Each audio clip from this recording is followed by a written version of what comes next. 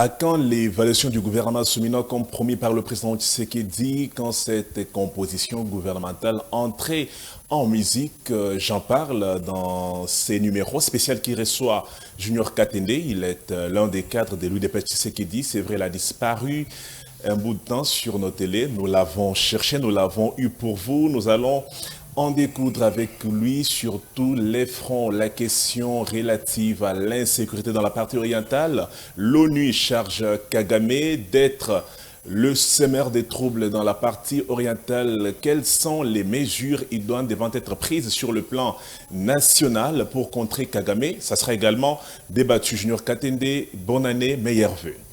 Bonne année, meilleurs vœux à vous. Merci. Je suis content qu'on puisse encore se voir à nouveau dans le cadre d'une émission télé. C'est vrai que ça fait un petit moment que je ne fréquente pas de télévision, mais comme on l'a toujours dit, nous, la politique est une option, mais cependant, il faut le reconnaître que nous avons nos activités professionnelles. Je suis ingénieur en bâtiment et travaux publics, entrepreneur. Donc, il faut surfer sur les deux visions. Nous n'avons pas fait de la politique notre carrière, mais nous avons fait de la politique une option pour sortir notre pays aux côtés du chef de l'État du bourbier dans lequel il est plongé. Le cadre de l'UDPS, je l'avais dit dès l'entame de mon allocution, vous êtes ingénieur BTP, vous avez également le ministère des ITP parce qu'Alexis Guissaro, il faudrait le rappeler, c'est l'un de vous, il est cadre de l'UDPS. Êtes-vous satisfait de la façon dont il gère ces ministères? En tout cas, les ministres, ça fait un certain temps que je ne suis pas les activités du ministre Alexis Guissaro. Mais il faut le reconnaître que je suis ce que l'OVD est en train de faire, et notamment les grands travaux, sans fausse modestie et sans tirer de mauvaise foi. Ces gens-là font du bon travail. Mais cependant, il faut les mettre dans des conditions qui leur permettent de faire exactement ce dont pourquoi la population attend. Vous savez que tous ces DG-là sont vraiment sous pression, ils ont des pressions parfois politiques, mais ces deux messieurs-là sont des messieurs très intelligents et très intéressants pour la vie de la nation congolaise et surtout pour les ITP. Le ministre est-il à sa place? Parce que nous avons suivi au mois de... non pas au mois, l'année passée, au niveau du Parlement, il a été convoqué, même si l'homme ne s'était jamais présenté, mais il y a la clameur publique qui voulait qu'il quitte le fauteuil parce que Kinshasa était toujours dans la boue. Non seulement Kinshasa, mais sur toute l'étendue de la RDC, on n'avait pas senti les infrastructures de qualité être construites, d'où sa démission était souhaitée. Ce qui est sûr, ce n'est pas le ministre qui vient exécuter sur terrain ce qui se fait. J'aimerais être le plus objectif possible. Mais cependant, le ministre a pour rôle de serrer la vis quand les choses ne vont pas. Mais je n'aimerais pas venir ici donner l'impression qu'on est venu faire l'émission sur M. Alexis Guissaro. Ce qui est sûr, il est contrôlé par le Parlement. Si le Parlement estime qu'il a fait un bon travail, il devrait rester. Mais si le Parlement estime qu'il ne travaille pas bien, on devait le remplacer, c'est clair. Alors, je parle de vos ministres. Nous sommes dans le point d'évaluer le gouvernement. Très bien. La première ministre, Judith Toulouka, accusée de ne pas être trop sur terrain, c'est un pressentiment que vous avez ou bien les gens ont tort de penser qu'elle n'est pas trop sur terrain? Franchement, elle n'a pas été. Franchement, je pense que Mme Soumino est parmi les meilleurs premiers ministres que nous avons eu à avoir dans ces pays. Vous savez, elle n'a pas encore fait une année, mais là, elle a su stabiliser par les truchements de son ministre des Finances le taux du dollar sur le marché. Vous comprenez? La première ministre n'a pas pour rôle de jouer le rôle des ministres. Elle est là pour rôle d'arbitrer, de gérer un peu, de coordonner, de réguler un peu la vie gouvernementale. Mais il appartient à chaque ministre à faire son travail. Je vais vous donner un exemple. Par exemple, le ministre des Finances. Doudou Famba. Vous sentez qu'il travaille. Il facilite même la tâche au chef de l'État et à Mme Soumino. Si vous prenez le jeune ministre que nous avons, que j'aime beaucoup, le ministre Constant Moutamba de l'énergie et de la justice, il se démène. Vous sentez que ce sont des ministres qui essayent de se démarquer. Si tous les ministres essayaient de faire comme ça, automatiquement le bilan du gouvernement sera largement positif et par ricochet celle du Premier ministre et du Président de la République. Donc, par conséquent, ce sont les ministres qui gèrent.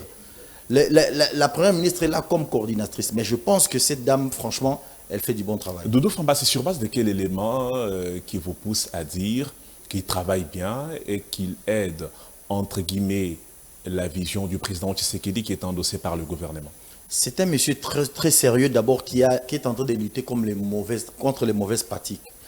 La première des choses, c'est la lutte contre les paiements en procédure d'urgence. Les paiements en procédure d'urgence nous ont rendu un très mauvais service. depuis des années jusqu'à ce que ces Mais ministres... ce qui n'est pas un vice, il faudrait souligner que le paiement en urgence, ce n'est pas un vice des procédures. Le paiement en mode d'urgence s'impose si les besoins le demandent. Mais ça ne doit pas être fréquent. C'est une exception. Ça ne peut pas être une règle. Si vous faites du paiement en mode d'urgence une règle, là, ça devient un problème. Par exemple, le pont Matete qui permet de relier Tchangou et ses côtés, si ça s'écroule. Donc, l'État congolais est obligé automatiquement de sortir l'argent pour que cette histoire-là puisse être réparée. Parce que sinon, Kinshasa sera coupé en deux. Voilà les cas où qui nécessitent, par exemple, le paiement en procédure d'urgence. Il y a eu calamité, par exemple, il y a eu mort d'homme. Il faut que le gouvernement intervienne. Mais ce n'est pas pour un projet normal, un projet lambda, que vous allez sortir de l'argent en procédure d'urgence. Non. Il faut que la chaîne des dépenses soit respectée pour que l'économie vive mieux. Si vous ne faites pas respecter le paiement en procédure d'urgence, il y a risque que la balance entre ce qui entre et ce qui sort, on entre dans le point négatif et c'est comme ça, vous voyez que les dollars... Non, et êtes-vous en train de comparer Doudou Famba Nicolas Kazadi, l'ancien ministre UDPSien qui a occupé le fauteuil par le passé? En tout cas, Nicolas Kazadi a fait ce qu'il a pu, mais parmi ce qu'on l'a reproché notamment par le Parlement, c'était d'effectuer des paiements en procédure d'urgence. On doit se rendre compte que ça n'a pas été bénéfique. On voit toutefois tout de suite la différence sur la stabilité du taux d'échange, je vous ai dit. M. Doudou Famba a pu le faire. Donc, je ne suis pas là pour tirer sur des gens, mais on doit présenter les faits tels qu'ils se présentent. Donc, c'est très clair que M. Doudou Famba, en tout cas, il est en train de se démarquer. Il est parmi les 2 ou 3 meilleurs ministres des Finances que ce pays ait connu. Alors, vous avez cité Constant Moutamba. Lui, il fait parler de lui sur la toile avec le moratoire qui a été levé concernant la peine de mort. Les Koulouna, ces gens qui sèment la désolation dans la plupart de nos communes, ceux qui ont été au niveau de la prison centrale de Makala, envoyés dans l'une des prisons où il y a la haute surveillance, sont condamnés à la peine de mort. Ça fait débat. Un mot à placer? Franchement, ce que M. Constant Moutamba fait est à féliciter. C'est un ministre très courageux, un lieutenant parmi les plus forts aux côtés du chef de l'État. Il fait même la joie de la jeunesse. C'est clair que son combat est noble. Qui n'a pas été victime directement ou indirectement de Koulouna dans ce pays? Un journaliste a été tué dans le Grand Katanga. Mais même ici à Kinshasa, même ici à Kinshasa, une journaliste de la RTNC a été vachement arrachée à la vie comme ça. Donc, devant des choses comme ça, il faut opposer la plus grande fermeté. La rigueur de la loi. Mais c'est lui qui tue. Par quelle raison une personne comme ça peut rester en vie? Moi, je vois tous ces organismes internationaux qui font du bruit. Mais quand les États-Unis vont même faire tuer un président hors de son territoire, n'est-ce pas ça aller contre le droit de l'homme? Quand la France et consort, Mohamed Kadhafi a été tué en Libye, le président Laurent Gbagbo, sauvagement ôté du pouvoir. Là, ces gens-là des droits de l'homme ne voient pas. Mais quand il faut apporter la paix dans notre pays, apporter la sérénité dans le pays, vous voyez ces organismes-là s'élever pour dire que la peine de mort est mauvaise. Mais la peine de mort est une réponse aux personnes qui ont causé la mort. Des traîtres, par exemple. Ceux qui mettent à mal la souveraineté de notre pays. Ceux qui trahissent. Ceux qui mettent à mal la souveraineté de notre pays en allant s'encointer avec M. Paul Kagame. Des gens comme ça méritent la mort. Parce que l'intégrité territoriale de la RDC n'a pas de prix. Donc, nos petites vies ici viennent en dessous de l'intérêt supérieur de la nation. Les gens comme les Coréens Nanga, ils méritent de vivre. Pourquoi? Parce qu'ils font tuer des milliers et des milliers de personnes dans la partie est de la République démocratique du Congo. Donc, je pense qu'à un moment donné, nous devons témoigner l'amour pour un ministre comme ça. Lui, témoigner que nous soutenons ses décisions et qu'il aille jusqu'au bout. Alors, très bien. Nous, avec les comptages, nous ne sommes pas encore arrivés à une autre personne. On est resté sur 3 personnes que nous avons citées dans le gouvernement. Il faut faire le comptage des 10. Il faudrait avancer encore. Il y a encore qui dans le gouvernement? On n'a pas cité Nathalie Azamounana. J'allais citer cette dame maintenant même. Des affaires sociales. J'allais citer cette dame maintenant. Et solidarité nationale. J'allais citer cette dame maintenant. Dieu m'entend parler. Ça fait un moment que je suis en train de suivre les actions de Pour jeter madame. de l'eau dans votre moulin, elle est dans l'Est, où elle était partie avant le 6. Elle est arrivée le 5 à Goma, où, en prévision de la célébration de la journée dédiée aux orphelins de guerre, prévue le 6 janvier de chaque année. C'est pour une première. Elle a célébré la journée avec les orphelins de guerre. Un repas a été partagé et puis elle a requinqué le moral de tous ces enfants qui ont perdu leurs parents sur les champs de bataille qui nous a été imposés par les rebelles du M23, soutenus par Kigali. Quand je regarde ce que Madame Aziza Mounana fait, je me dis, voilà pourquoi il faut placer l'homme qu'il faut à la place qu'il faut. Vous sentez que la dame est dans son élément. Elle se retrouve dans ce qu'elle fait. C'est ce qu'elle faisait déjà au départ. Elle n'a été que dans l'humanitaire. Oui. Maintenant, on l'a placée dans ce secteur. Elle est en train de donner la pleine satisfaction de ce qu'on attendait d'elle. Vous comprenez? Des ministres comme ça, s'il y a même remaniement 1000 fois, moi j'ai préféré que le chef de l'État continue à lui faire confiance. Je ne la connais pas, je ne l'ai jamais vue, elle n'est pas de ma famille. Mais ce qu'elle fait, franchement, on ne peut que jeter des fleurs. Vous comprenez? Monsieur Constant Moutamba venait de l'opposition, il a donné plein de satisfaction. Donc, on ne peut pas être de mauvaise foi par plaisir. Quand quelqu'un travaille bien, il faut le lui rendre. En tout cas, cette femme, cette dame, franchement, chapeau bas, il faut que le chef de l'État, par le truchement du gouvernement, mette un peu beaucoup de moyens dans ces secteurs, parce que c'est un secteur qui demande beaucoup de moyens, parce qu'il y a des calamités partout, il y a des gens qui sont en difficulté. Et puis, je vais peut-être vous surprendre, elle sait comment approcher les bailleurs de fonds pour essayer de rentrer l'argent qui permet à ce qu'elle puisse faire ce qu'elle fait. Et ça, Mais c'est ce qui, dans la plupart des ministères où nous passons au quotidien, il y a une chanson de Roland où on dit que les ministères n'ont pas de moyens. D'où la question qui est posée généralement de savoir comment elle fait pour mobiliser autant de fonds et être au chevet de ceux qui sont dans des situations de désarroi. Vous savez, quand vous êtes sérieux, les gens suivent. Ça, c'est le principe de la vie. Et c'est ce qui a fait que ma petite personne puisse être ce que je suis aujourd'hui. Quand vous êtes sérieux, les gens suivent. Et la dame a démontré déjà, de par ce qu'elle faisait quand elle était au privé, dans le privé, qu'elle était une dame très sérieuse. Et les gens suivent. Fondation Calix Moun en a plus de 30 ans où elle a œuvré dans des œuvres caritatives. Donc, elle ne fait que transmettre ce qu'elle avait reçu. Franchement, qu'elle sait faire. Avec beaucoup de facilité, et c'est parmi les satisfactions du gouvernement Soumino. Alors, très bien, on a projeté un peu quelques illustrations de la dame pour que ceux qui nous suivent soient fixés. Qui encore? Qui d'autre doit quitter le navire si jamais il y a remaniement? Nous, on est congolais, nous sommes en train de critiquer positivement le gouvernement, voir qui ont mérité et qui ont boitillé, qui doivent faire beaucoup d'efforts. Est-ce qu'il y a des secteurs qui n'ont pas marqué leur présence?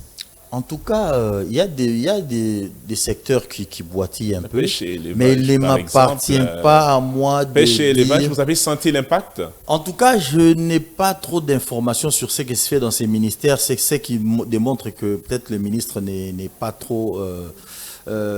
il est très effacé. Il n'est pas trop présent dans les médias et ce qu'il le fait ne se fait pas sentir. Par exemple, les ministres qui est en charge du travail, je ne le connais même pas du nom, mais j'ai appris quand même que les SMIC est passé de 7 000 à 14 000. Donc automatiquement, ça fait parler de lui.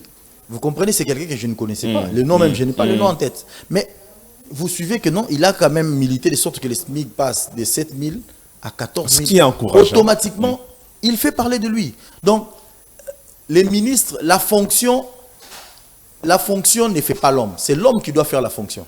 Si vous attendez que la fonction puisse vous faire, vous serez noyé. Au niveau de l'agriculture, par exemple, les Quinois, pour ne pas dire les Congolais en général, se demandent aussi mais quelle est la politique qui est définie au niveau de l'agriculture. On ne sent pas l'animateur qui est qui a la charge de ces ministères.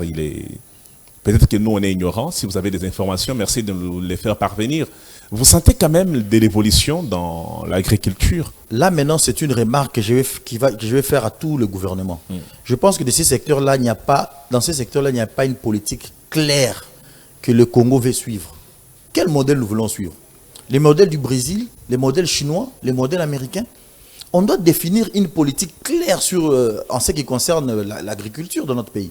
Parce que c'est un secteur vital pour la population congolaise. Mais si quelqu'un ne sait pas avoir un peu de foufou, un peu de pondou, mais quelqu'un ne sera pas donné la pleine mesure de ce que l'État attend de la personne. Vous comprenez? Parfois aussi, quand vous voyez les Koulouna et consorts, on est dans la répression, c'est bien parce qu'il y a des abus, mais il faut aussi se poser de la question, qu'est-ce qui fait que ces jeunes gens soient amenés à embrasser les Koulouna? Vous allez vous rendre compte que quelqu'un qui fait 3 jours sans manger, par exemple, manque d'éducation, manque de travail, manque d'encadrement, manque de nourriture. Oui. Un enfant qui fait 3 jours sans manger, en tout cas, va désobéir à ses parents pour aller chercher la nourriture ailleurs. Vous comprenez? Donc, le secteur agricole est un secteur qu'il faut prendre avec beaucoup de sérieux. Il faut qu'il y ait une politique à long terme, même sur 30 ans. Qu'est-ce que nous voulons que la RDC devienne dans 30 ans? On doit avoir des politiques comme ça. On doit arrêter des politiques sporadiques. Un gouvernement vient vous monter quelque chose rapidement et quand l'autre arrive, vous laissez cela, on avance. Cette façon d'aller d'une façon clopin-clopant fait que notre pays est en train de stagner. Alors, très bien. Nous allons suivre Germain Kambinga qui était devant la presse nationale et internationale. Il a pondu un essai où il fait des études comparées de la gouvernance du président Tshisekedi. L'homme du centre est favorable pour les changements total de la Constitution et il veut un débat sérieux à ceux qui s'opposent à cette initiative. Et suivons Germain Kambinga, nous nous retrouvons pour la suite de cet entretien. Demandez-vous sur quelle base, soit par quelles conditions, pouvons-nous qualifier la nouvelle génération politique?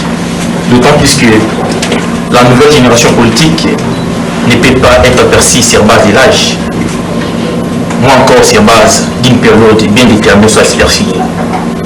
Alors, je suis en train de m'interroger si vous fondez sur base de quels critères d'une nouvelle génération politique. Merci. Oui, merci beaucoup. Bah, écoutez, c'est très simple. On ne va pas faire beaucoup de philosophie sur la question de génération politique. Nous voyons bien que faire l'impasse sur l'âge, ce serait une coquetterie. La vérité, c'est qu'il y a des nouveaux visages très jeunes, hein, quand vous regardez le gouvernement. Vous vous rendez bien compte qu'effectivement, on a quand même affaire à des gens qui construisent leur expérience devant nous. Et ça, c'est un courage et c'est un choix du président de la République. On a eu dans ce pays l'habitude de structurer la gestion de l'État autour de ce qu'on appelait les vertébrés. C'était ça le terme, des vertébrés. Bah voilà, une génération politique, c'est de manière caricaturale, moi je le conçois comme l'audace de mettre en avant des gens qui pourraient a priori ne pas être considérés comme des vertébrés. Voilà, c'est eux qui constituent la ceinture qui accompagne le président de la République dans sa volonté de changer les choses.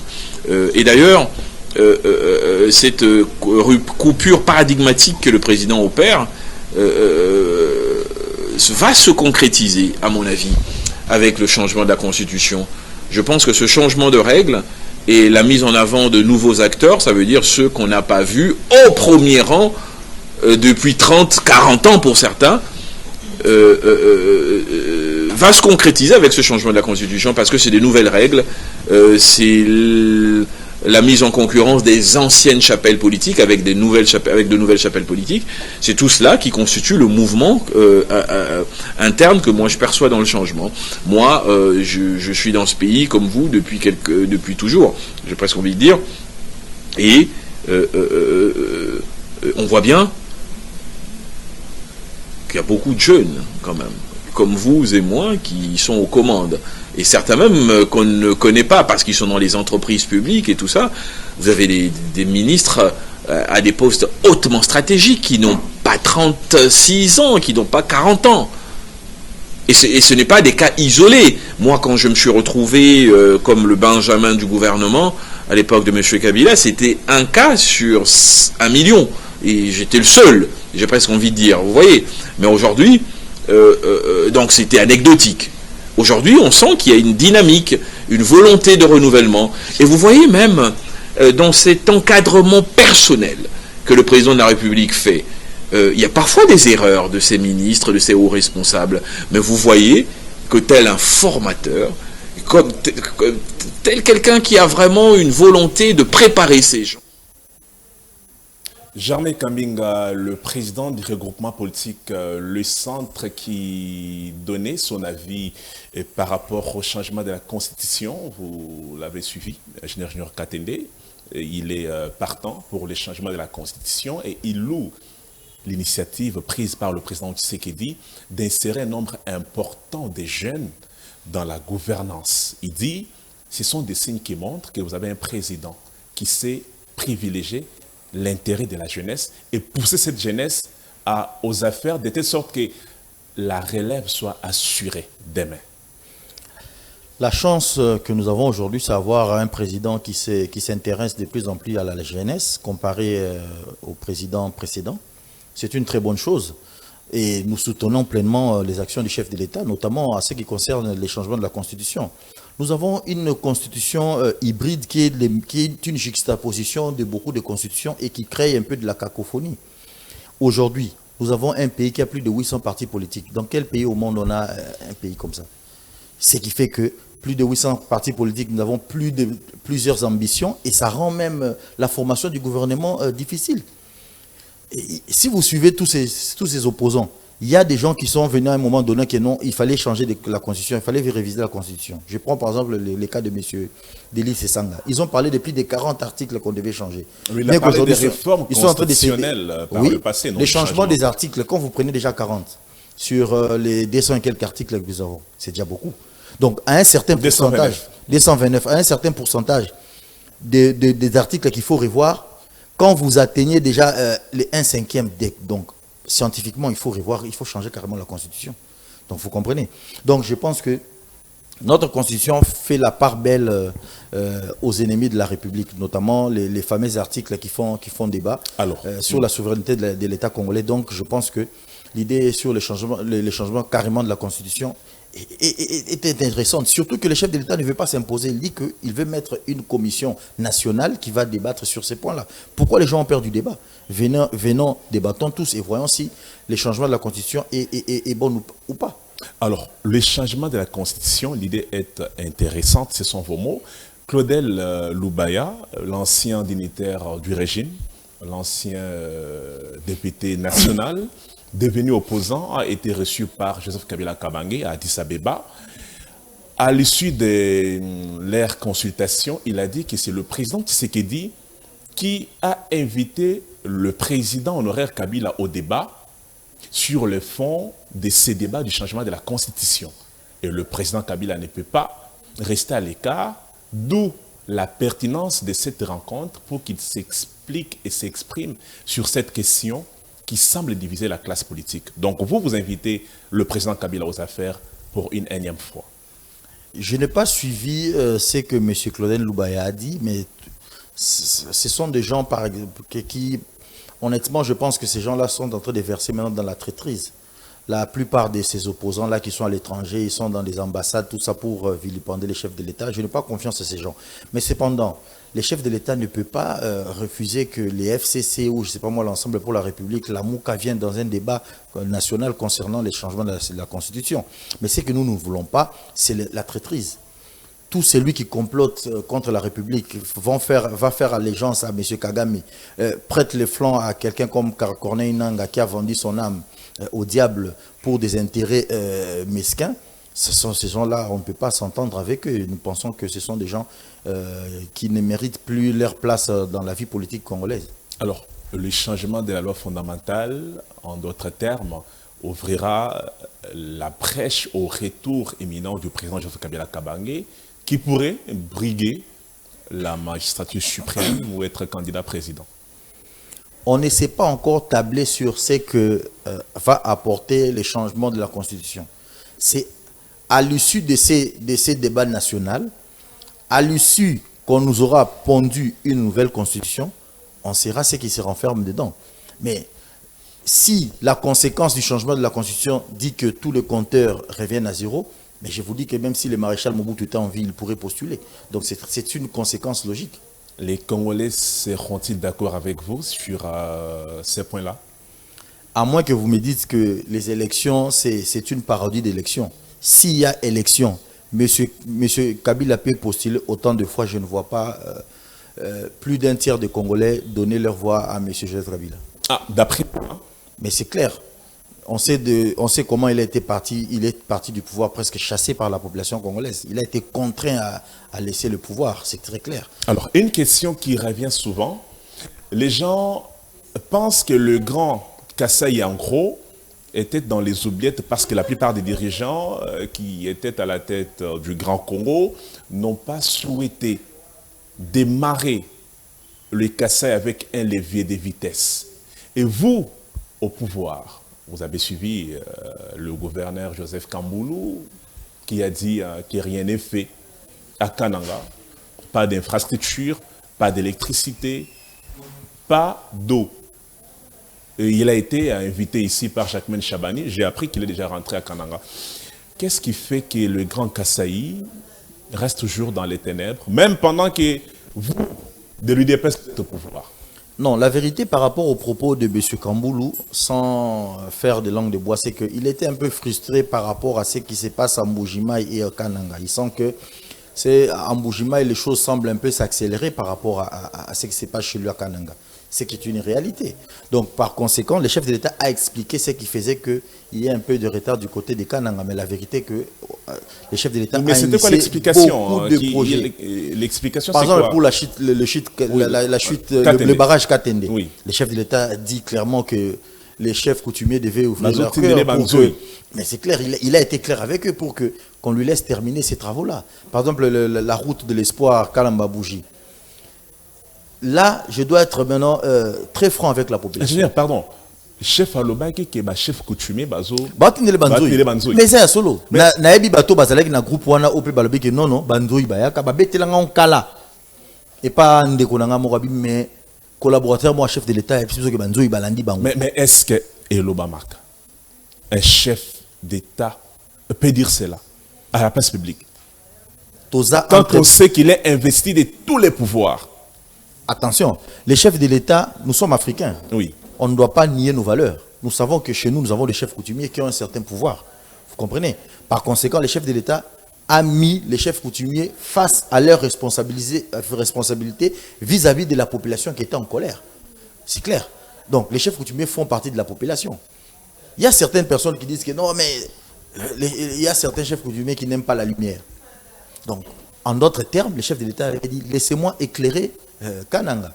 Donc moi je pense que c'était un plaidoyer que les chefs d'État fait auprès de ces chefs-là, de sorte qu'on puisse ouvrir la route. Est-il obligé de quémander ce qu'il doit faire pour se gouverner auprès des coutumiers? Quand les chefs de l'État prêtent serment, vous voyez, on lui remet même les symboles du pouvoir coutumier. Oui. Ça signifie qu'il ne faut pas ignorer ces pouvoirs-là. Donc le chef de l'État ne peut pas ignorer les pouvoirs. Mais ça peut se faire en catimini, non le dire à la place publique pour scandaliser beaucoup de gens qui pensent que le président, c'est lui qui est le suprême, pour ne pas parler de la suprématie du pouvoir. Mais quand les abeilles sont venues, c'était en public. Le Congo. Quand les abeilles sont venues, c'était en public. Ce n'était pas en catimini. Ceux qui étaient là avaient bel et bien vu les abeilles. Et la nouvelle est arrivée jusqu'à Kinshasa. Le chef de l'État n'a fait que relayer ce qui s'était passé. Donc, quand le chef de l'État n'est pas content, quand le chef de l'État sent que la population n'est pas contente, il revient au garant de la nation de donner des gages qui permettent à ce que la population puisse comprendre que non, voilà la réalité du problème, il faut faire ceci. Parce que quand ça sera en catimini, la population ne sera plus là. Quand en bon père de famille, la population vient auprès du chef, le chef doit expliquer les problèmes tels qu'ils se présentent, de sorte que les solutions soient prises. Le chef de l'État dit, Bopé Sangaïnzela, il ne leur a pas dit, Bossala, non. Moi, les moyens sont là, mais permettez-moi à ce que nous puissions faire ce travail. Je vais vous donner un anecdote qui nous est arrivé à nous. Je suis allé construire une école à Ilebo, je salue la population d'Ilebo. Alors, ces jours-là, je n'étais pas sur les chantiers. J'étais en déplacement quelque part. On était en train de couler les bétons des sous-pavements. Mais les maçons, depuis qu'il était en train de couler les bétons ne remplissaient pas. Il coulait, ça ne remplissait pas. Jusqu'à ce qu'il s'est dit non. Il a arrêté tout ce qu'il faisait. Il m'a appelé. J'ai dit, oh. Vous imaginez, c'est la première fois que j'étais à Kinshasa, je viens en province, je sens des choses comme ça. J'ai dit, pareil, quand on nous a toujours dit, il faut aller voir les chefs coutumiers, il en parlait. J'ai dit, Mais aux amuto mboka wana kende ko mona chef yebise tala mamnazo sala boye mezo simbate. Il est allé voir les chefs. Les chefs qui répondent ah maintenant nyango sala bongo bat ba ko sala biso malam comment mutako sala lo bongo. Il est allé, il a fait la cérémonie. Quand il a fait cette cérémonie, c'est fini. On a constaté que Beto et Tonda qui est débordé qui. Donc vous comprenez? Donc ce sont des réalités. Vous comprenez? Donc ça, moi j'ai vécu ça, donc il faut dire, on ne peut pas négliger ces pouvoirs-là. Donc le chef de l'État l'a compris, il leur a dit, vous comprenez? Ça c'est un exemple typique pour comprendre que non, il ne faut pas négliger ces gens-là. Donc le mystique bantou existe, on doit faire avec. Il faut faire avec. Et même quand on est, bon, en fait, chrétien. Quand on est chrétien, des fois on a du mal à concilier certains faits. Mais c'est pourquoi notre pays n'avance pas. Parce que nous avons là, tout copié. Vous êtes dur quand vous dites que notre pays n'avance pas. Oui, oui. Nos pays, je prends l'Afrique. Oui. L'Afrique a rejeté ses valeurs. Ses valeurs ancestrales. Voilà pourquoi ça nous joue des tours. Vous comprenez, même les Chinois, les Japonais, tout ce que vous voulez. Ils se développent, mais tout en se liant. En gardant la culture. À leur culture. Vous comprenez? Même leur médecine est orientée à leur culture. Vous savez, nous, à l'époque, on nous soignait à l'aide des plantes. Oui. Mais toutes ces pratiques ont disparu. Mais à l'époque, nos arrière-grands-pères vivaient longtemps. Donc vous comprenez, on a rejeté en bloc notre culture pour épouser à 100% la culture occidentale et ça nous joue de tours. Alors, donc on devait prendre ce qui est bien et rejeter ce qui est mal. C'est vrai, le passage du président Tshisekedi dans le Grand Kasaï, précisément à Kananga, il y a beaucoup de questions qui lui ont été posées, il avait répondu. Moi, je voudrais vous poser des questions qui sont généralement posées ici à Kinshasa. Vous êtes de l'UDPS. L'UDPS, pour ne pas dire que c'est un parti politique essentiellement composé de Balouba, mais on sait que le président est issu de l'espace Kasaï. Donc le Kasaï, c'est chez vous, sans peur d'être qualifié des tribalistes. Vous confirmez aux Kasaïens que le président Tshisekedi va tenir ses promesses, puisque nous sommes en 2025, dans 3 ans, ça sera les élections. Je vais d'abord, sans faire fausse modestie, et pour être franc, les élections en République démocratique du Congo sont essentiellement tribales. Je m'explique. Si vous allez au MLC, vous allez voir que beaucoup de ceux qui tournent tout autour de MLC sont des Ngala. Si vous allez chez Fallu, chez Fayoul ou chez Palou, vous allez voir essentiellement sont de l'espace Grand Bandundu. Si vous allez du côté de Moïse Katumbi, vous allez voir qu'ils sont plus de l'espace Grand Katanga. Exactement avec l'IDPS. Vous comprenez? On n'a pas encore intériorisé le fait que les élections doivent tourner tout autour du programme. Mais on dit, ah, c'est essentiellement cette façon de voir les choses qu'a encore la majorité de la population. Ça, c'est une vérité, il ne faut pas les nier. Il faut commencer par reconnaître cela pour faire de sorte que les choses puissent changer. Mais n'empêche que dans tous ces partis politiques-là, il n'y a pas seulement les gens qui appartiennent à l'espace linguistique de ces leaders-là. Il y a d'autres personnes aussi. Vous allez voir, si aujourd'hui, beaucoup des farouches opposants, même de ceux qui s'opposent frontalement au chef de l'État sont des Kassaïens. Vous prenez comme quelqu'un comme Poro Louara, qui vilipende les chefs de l'État comme il n'a jamais existé dans le monde. C'est un Kassaïen. Lui, c'est un journaliste, il n'a rien à voir mais là, ce n'est plus avec ce qui concerne la gestion. Ce qu'il fait, ce n'est plus du journalisme. Il faut l'écarter. C'est monsieur... Nous, on parle de ceux qui ont reçu le bâton des commandements. Oui. Monsieur Moukeba était même député. Il est journaliste. Mais il empêche qu'il fait la politique. Si vous prenez les messieurs qui sont en prison ici, c'est qui? Monsieur Jacqueline Dalla aussi, le journaliste, mais il fait la politique. Ainsi de suite. Si vous prenez monsieur Devos Kitoko, il y en a plusieurs. Donc, le chef de l'État n'est pas tribal. Mais le chef de l'État est déterminé à réaliser ce que lui a demandé. Voilà pourquoi j'avais donné un conseil au chef de l'État. Le chef de l'État, Excellence, Monsieur le Président, vous ne pouvez pas faire du neuf avec du vieux. Tout ce qui vous empêche d'atteindre vos objectifs, notamment dans les cas, il faut les mettre dehors. C'est très clair. Parce que la population voit les chefs de l'État. La population ne voit pas tous ces gens-là, toute cette marmaille de gens qui ne font pas correctement leur travail. Donc, à un moment donné, le chef de l'État a les stylos. De la même manière qu'il a nommé, il a le pouvoir de révoquer et donner la chance aux autres qui peuvent faire avancer les choses correctement. Très bien, Junior Kateno. On prend la dernière thématique pour boucler définitivement cet entretien, à moins que vous ayez un mot à dire concernant la première thématique relative à l'évaluation du gouvernement. Je pense que nous avons et pitcher ce qu'on avait à dire. Le bilan du gouvernement est globalement positif, nonobstant des brebis galeuses qu'il faut mettre de côté, mais je pense que Mme Souminoa est dans le bon. Les denrées des premières nécessités, la promesse du professeur qui est ministre de l'économie, il avait promis à la population la baisse des prix. Malheureusement, cela ne s'était pas ressenti. Il faudrait dire que c'est un gouvernement qui a loupé la grande occasion de ne pas mentir à sa population. Non. Aux dernières nouvelles, il y a les prix des denrées alimentaires qui sont en train de baisser, notamment les chinchards. J'ai suivi ça même sur Top Congo, sur la RTNC. Les gens en train de féliciter les ministres, de féliciter le gouvernement. Pendant les festivités, la baisse n'était pas effective. Non, c'était un processus. Le 25 décembre, le 1er janvier, on n'a pas senti la baisse au marché. C'est un processus. Moi, je pense qu'on ne mange pas on ne mange pas seulement le 25 décembre et le 1er janvier. Mais on parle des festivités. Oui, mais c'est clair. Le réveillon, la traversée. Mais c'est un processus. Depuis ce temps-là, les produits de première nécessité avaient déjà commencé leur phase descendante. C'est très clair. Mais maintenant, là, ça s'est accéléré.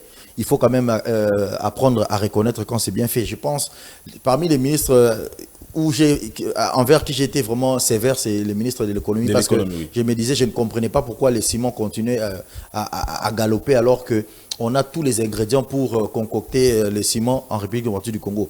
Mais je constate que ce qu'il avait dit par rapport aux denrées alimentaires, c'est clair. Le prix des ciments est en train de stagner, mais je pense que le ministre doit vraiment s'y pencher. Il n'y a pas de raison en République démocratique du Congo qu'on ait à Kinshasa des ciments à plus de $13.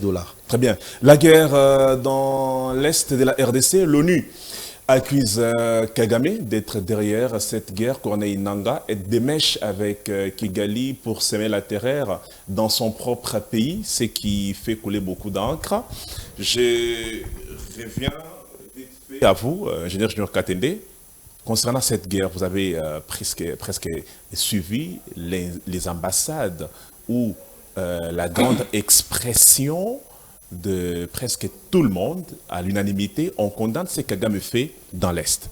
Mais est-ce que cela est suffisant pendant que nous avons des gens qui laissent leur peau jusqu'à l'heure où nous tenons cet entretien, nonobstant les efforts des FARDC? Mais on va ajouter parmi ces gens-là qui fustigent maintenant même les facilitateurs, les présidents de l'Angola, à fustiger le comportement de M. Kagame. La diplomatie des chefs de l'État a porté ses fruits. Le front diplomatique est en train d'être gagné par la République démocratique du Congo. Le front communicationnel aussi. Il ne reste que de terminer maintenant le travail sur le front militaire. Vous comprenez?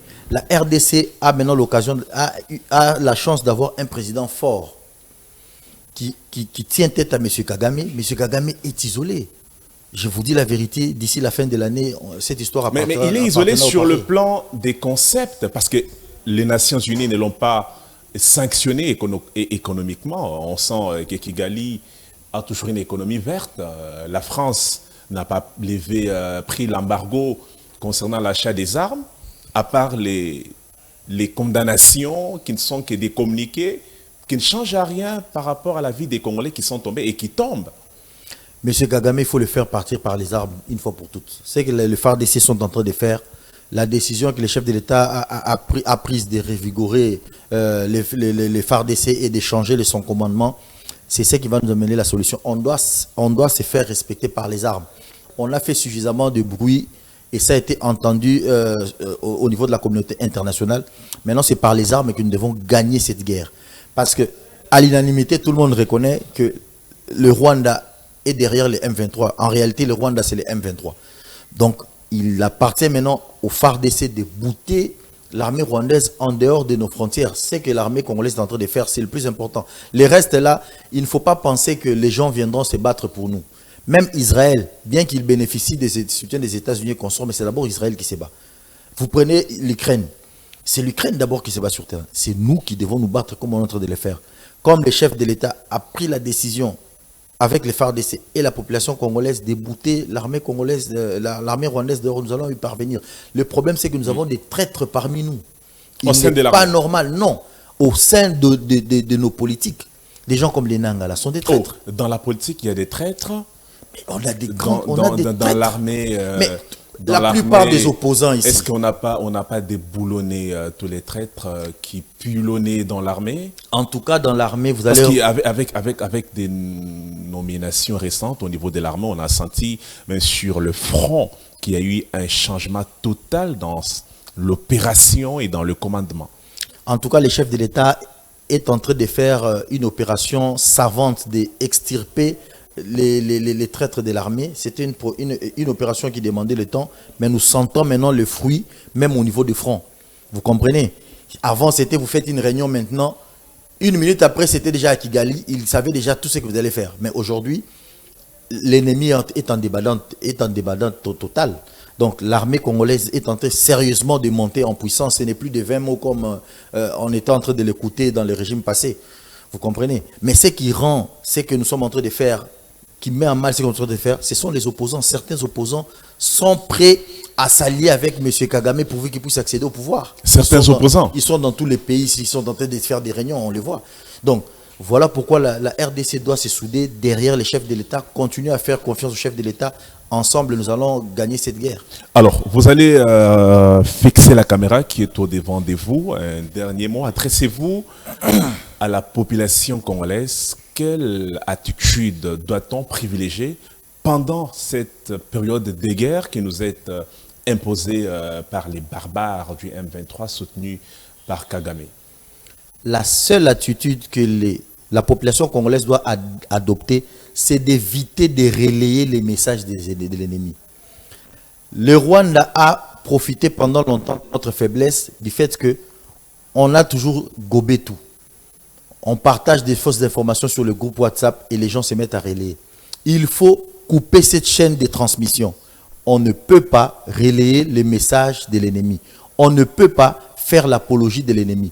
Nous devons être des patriotes, soutenir l'armée congolaise, soutenir les chefs de l'État parce qu'il nous a démontré que c'était lui le premier d'entre nous qui a véritablement l'amour du Congo. Junior Katende, merci à vous. Je rappelle que vous êtes l'un des cadres de l'UDPS Tshisekedi. C'était un grand plaisir de vous recevoir en 2025. Nous allons nous retrouver très prochainement avec vous. Merci beaucoup, messieurs les journalistes, pour l'invitation. Merci également à vous, fidèles téléspectateurs de ces grands magazines et nos followers sur les réseaux sociaux. Nous allons nous retrouver très prochainement avec un autre invité pour parler du Congo. À toutes et à tous, à très bientôt.